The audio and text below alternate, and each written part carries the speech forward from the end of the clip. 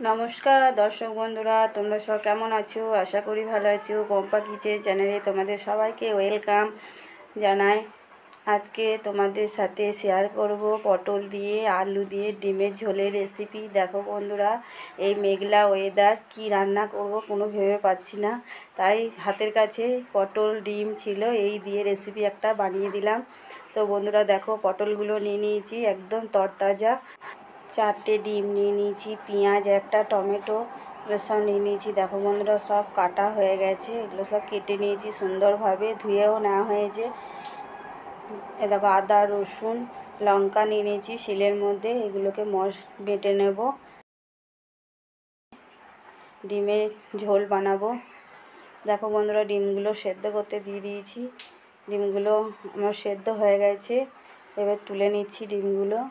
আজকে রান্নাটা আমি বানাবো না, তোমাদের দাদা আজকে তোমাদের সাথে শেয়ার করলো এই রান্নাটা।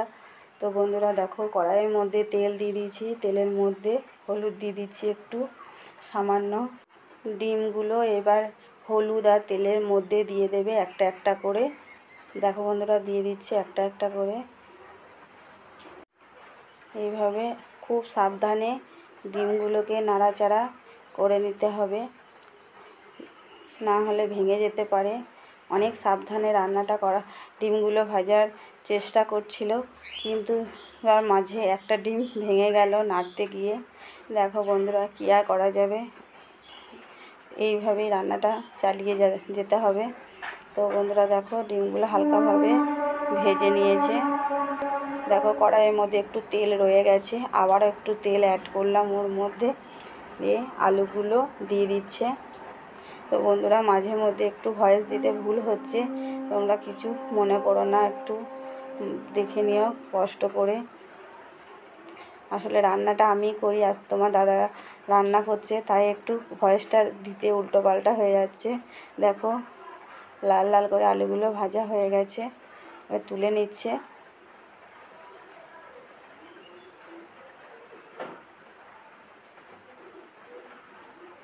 এই দেখো বন্ধুরা, পটলগুলো এবার দিয়ে দিচ্ছে, পটলগুলো দিয়ে ভালোভাবে নাড়াচাড়া করে ভেজে নিচ্ছে।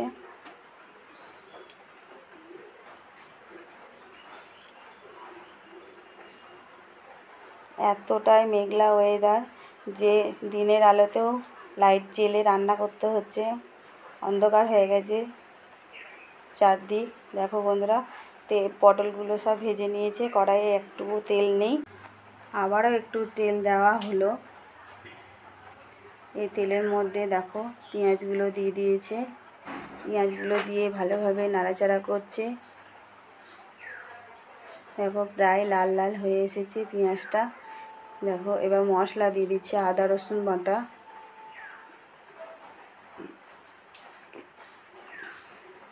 মশলাটা ভালোভাবে নাড়াচাড়া করে নিচ্ছে। দেখো বন্ধুরা, পেঁয়াজের সঙ্গে মশলাটা পুরো মেখে নিল, ভালোভাবে নাড়াচাড়া করে নিচ্ছে। টমেটো দিয়ে দিল, এরপর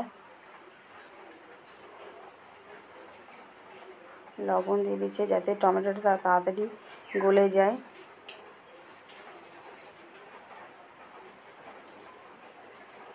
দেখো টমেটোগুলো গলানোর চেষ্টা করছে, একটু হালকা জল দিয়ে দিল যাতে মশলাটা লেগে যাচ্ছিল সামান্য হলুদ দিয়ে না যায়।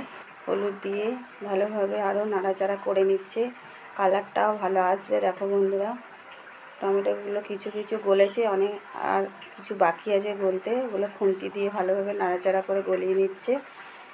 তো এইভাবে মশলাটা অনেকক্ষণ ধরে কষিয়ে নিচ্ছে। দেখো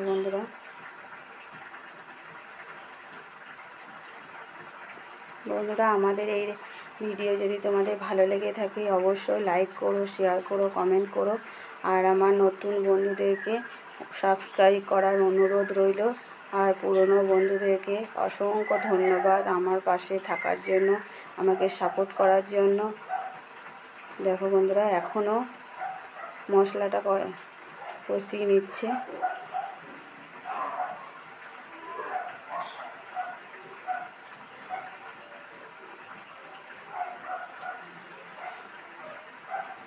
তো তলাতে এবার লেগে লেগে আসছে মশলাটা।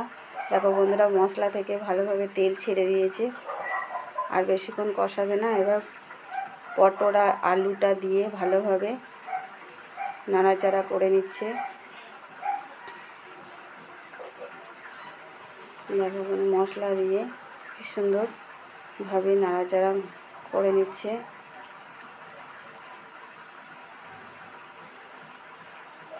একদম মা ঠাকুমাদের মতো রান্না করছে। আমি ভাবতেই পারিনি যে এরকমভাবে রান্না করতে পারবে।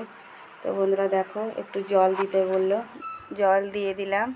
দেখি পরিমাণ মতো দিতে হবে। আর এইভাবে বানিয়ে নিল ডিমের ঝোলের রেসিপি। দেখো বন্ধুরা কেমন হয়েছে। তোমরাও এরকমভাবে ট্রাই করবে বাড়িতে, দেখবে অবশ্যই ভালো হবে। দেখো ঝোলটা ফুটতে লেগেছিলো, হালকা ফেনা ধরেছিল। আবারও একটু জল দিয়ে দিল, দিয়ে নাড়াচাড়া করে নিল। ঝোলটা ফুটে উঠেছে। ঝোলের মধ্যে ডিমগুলোকে এক এক করে ছেড়ে দিচ্ছে। এইভাবে ডিমগুলোকে দিয়ে দেবে। 3টে ডিম দেবে। একটা ডিম তো ভেঙে গেছে, দিলে পরে ডিমের কুসুমটা গলে যাবে, পুরো ঝোলের মধ্যে মেখে যাবে। তার জন্যে আর ওই ডিমটা দেবে না, ওইটা ভাজা রেখে দিলাম। আবারও নাড়াচাড়া করে নিল ভালোভাবে। এরপর একটু নুন দিয়ে দিলাম হালকা করে। ভাবছিলাম যদি নুন একটু কম হয়, তার জন্যে আবারও দিয়ে দিলাম। এবার ঢাকা দিয়ে দেবে। ঢাকা দিয়ে 10 মিনিট মতো সেদ্ধ হবে। সেদ্ধ হলে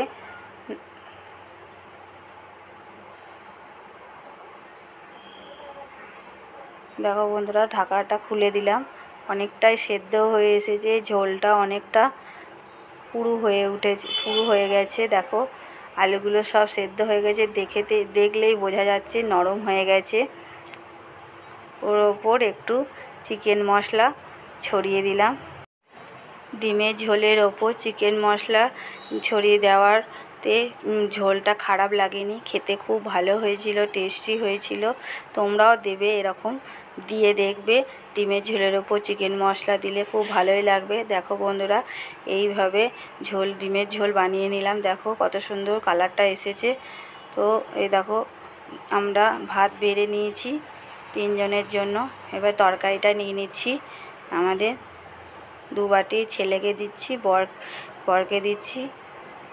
এই দেখো বন্ধুরা, ঝোলে কালারটাও খুব ভালো এসেছিল, টেস্টটাও খুব ভালো হয়েছিল বন্ধুরা।